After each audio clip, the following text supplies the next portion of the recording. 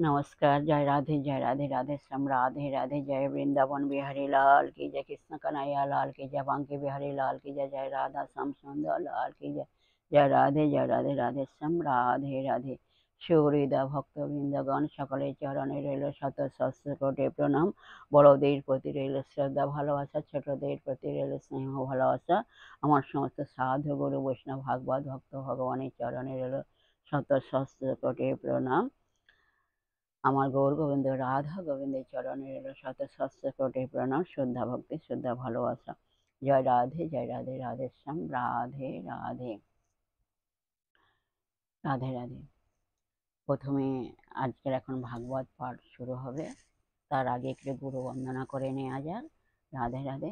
বন্দে গুরু নিশ ভক্তানিশ মিশাবতারকং তৎ প্রকাশং সচ্চক্তি কৃষ্ণ চৈতন্য সংঘকম বন্দেহং শ্রীগুরু শ্রীযুতপদকমলং শ্রীগুরুन् বৈষ্ণবস্য শ্রীরূপং সগ্রজাতং সহগণ রঘুনাথান্বিতং তং সজীবং সাদ্বৈতং সবধূতং পরিজন সহিতং শ্রীকৃষ্ণ চৈতন্য চন্দ্রদেবং শ্রী রাধা কৃষ্ণ পাদান সহগণ ললিতা শ্রী বিশাখাম্বিকাংশ্চ আজনুলম্বিত ভুজ কনকয়বদাতৌ সংকীর্তনৈক পীতরৌ কমলাতাক্ষৌ বিশ্বম্ভরৌ দ্বিজবরৌ যোগ ধর্মপালৌ বন্দে জগৎ প্রিয় করৌ করুণাবতারৌ শ্রী চৈতন্য প্রভুং বন্দে যৎপাদাশ্রয়ে বিরজতা স্বগৃহত্য করো ভ্রাতাদগ সিদ্ধান্ত সন্মানিং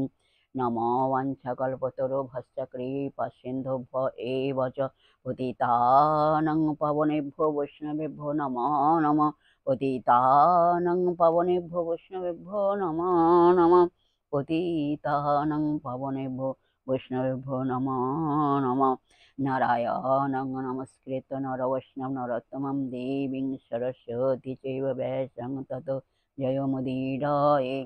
হে কৃষ্ণ করুণা সিন্ধু দীনবন্ধু জগৎপতি গোপেশ গোপিকা কান্ত রাধাকান্ত নমস্তুতে। তপ্ত কাঞ্চন গৌরাঙ্গীং রঙ্গিনীং প্রমোদাকৃতিং বৃষভানুসুতাং বন্দে বৃন্দাবন বিলাসিনীং। গুরবে গৌরচন্দ্রায় রাধিকায় তদালয়ে কৃষ্ণায় কৃষ্ণ ভক্তায় তদ্ভক্তায় নমো নমঃ। পঞ্চতত্ত্বকং কৃষ্ণং ভক্তরূপ স্বরূপকং ভক্তাবতারং ভক্তাকং নমামি ভক্ত শক্তিকং। জয় রূপ সনাতন ভট্ট রঘুনাথ শ্রীজীব গোপাল ভট্ট দাস রঘুনাথ। ঈশ্বর গোসাই করি চরণ বন্দন, ঈশ্বর গোসাই করি চরণ বন্দন। যাদের কৃপায় হয় ততের স্মরণ, ঈশ্বর গোসাই যাবে ব্রজে কৈলাবাস। রাধা কৃষ্ণের নিত্য লীলা করিলেন প্রকাশ। ঈশ্বর গোসাই যা মই তার দাস, তাসাবার পদ রেণু মোর পঞ্চগ্রাস। মনের আনন্দে বল হরি ভজ বৃন্দাবন, মনের আনন্দে বল হরি ভজ বৃন্দাবন। মধুর মধুর বংশী বাজে এই তো বৃন্দাবন, মধুর মধুর বংশী বাজে এই তো বৃন্দাবন। বলো শ্রী কৃষ্ণ চৈতন্য প্রভু নিত্যানন্দ, শ্রী অদ্বৈত গদাধর শিবসাদি গৌর ভক্ত বৃন্দ। বলো হরে কৃষ্ণ কৃষ্ণ কৃষ্ণ হরে হরে, হরে রাম রাম রাম হরে হরে। বলো হরে কৃষ্ণ কৃষ্ণ কৃষ্ণ হরে হরে, হরে রাম রাম রাম হরে হরে। হরে কৃষ্ণ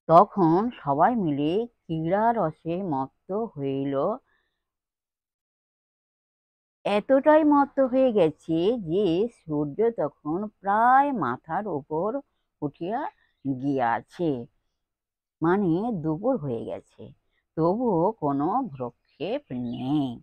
আনন্দের রেশ ক্রমশ বাড়িয়া চলিয়াছে। গগনে অধিক বেলা করি দর্শন, যশোমতি দুঃখী অতি ব্যাকুলিত হন। এদিকে মা যশোমতি কৃষ্ণ ও বলরামকে দেখিতে পাইতেছে না দেখিয়া তাঁর মন প্রায় একেবারে ছটফট করিতে লাগিল। মধ্যাহ্ন সময় হয়ে গেছে, মানে দুপুর হয়ে গেছে, তবুও কৃষ্ণ বলরাম ঘরে আসিতেছেন না দেখিয়া মা যশোমতীর মন অতি দুঃখে ব্যাকুলিত হইয়া উঠিল।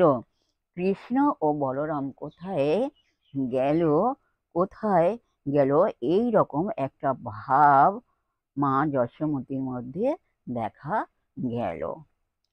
আকুল হইয়া রানী নাহিরি নয়নে, কিছু না খাইল কোথা খেলে কার শনে। মা যশোমতী পুত্রকে না দেখিতে পাইয়া অত্যন্ত আকুল হইয়া উঠিলেন এবং খাওয়া দাওয়া বন্ধ করিয়া দিয়া আমার পুত্র কার সঙ্গে কোথায় খেলা করিতেছে এই কথা বারবার বলিতে লাগিলেন। এক কথা বলিতে গেলে তিনি স্থির থাকিতে পারিতেছিলেন না। রোহিণী নিকটে সতী অমনি ধাইল, বলে দিদি রামকৃষ্ণ কোথায় বা গেল। তারপর মা যশোমতী রোহিণী দিদির কাছে গেলেন এবং রোহিণী দিদিকে বলিলেন, দিদি, রাম ও কৃষ্ণ কোথায় গেল, বলরাম ও কৃষ্ণ কোথায় গেছে তুমি কি জানো? গগনে এতে বেলা কিছু নাহি খায়, কার শনে খেলে কোথা বলো না আমায়। এখানে মা যশোমতী বলিতেছেন, গগনে মানে আকাশে সূর্য মাথার উপর উঠিয়াছে, মানে মধ্যাহ্ন সময় হইয়া গেছে, এত বেলা হইয়া গেছে, আমার পুত্রটি এখনো পর্যন্ত কিছুই খায় নাই।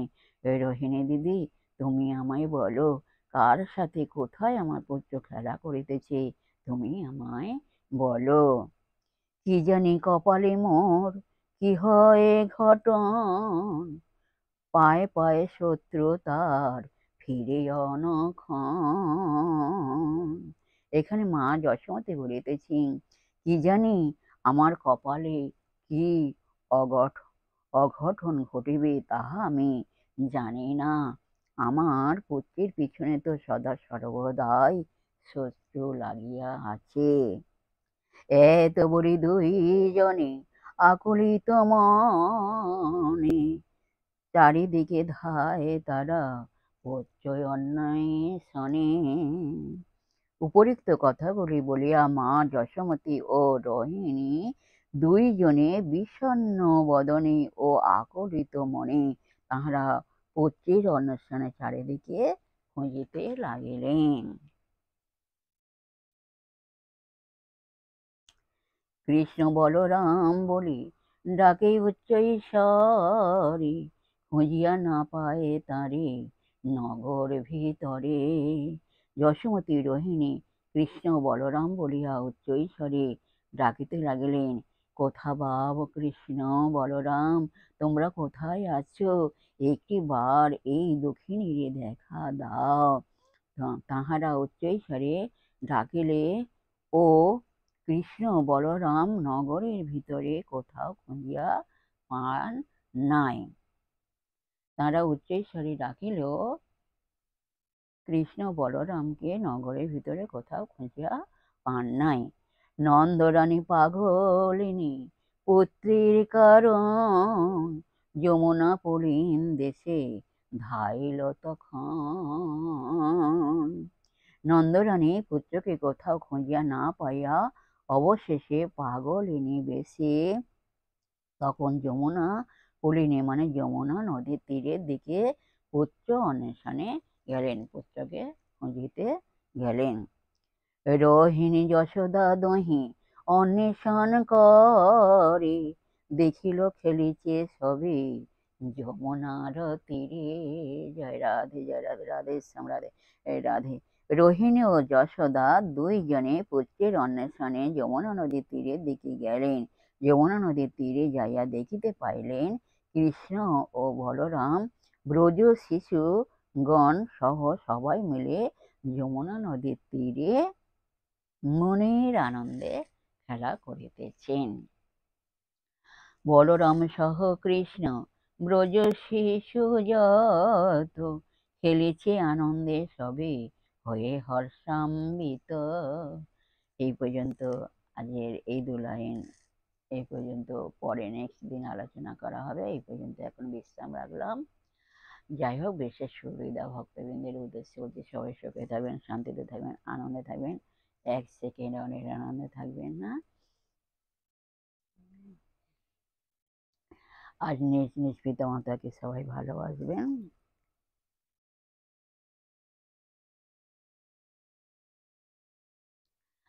আর নিজ নিজ পিতামাতাকে সবাই ভালোবাসবেন, তাদের জন্য দুঃখ কষ্ট না হয় সেদিকে লক্ষ্য রাখবেন।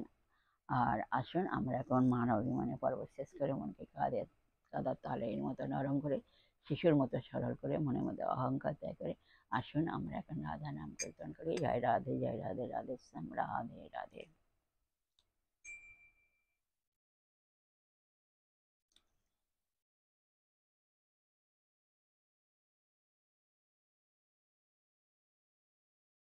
রাধে রাধে।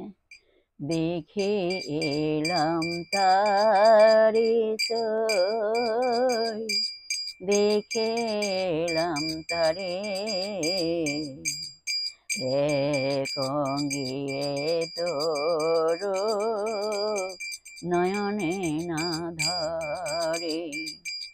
আমি দেখে এলাম তারে সই, দেখে এলাম তারে এক অঙ্গিয়ে তোর নয়নে না ধরে, এক অঙ্গিয়ে তোর নয়নে না ধরে। তোমরা বলো রাধে রাধে রাধে রাধে, রাধে রাধে রাধে রাধে।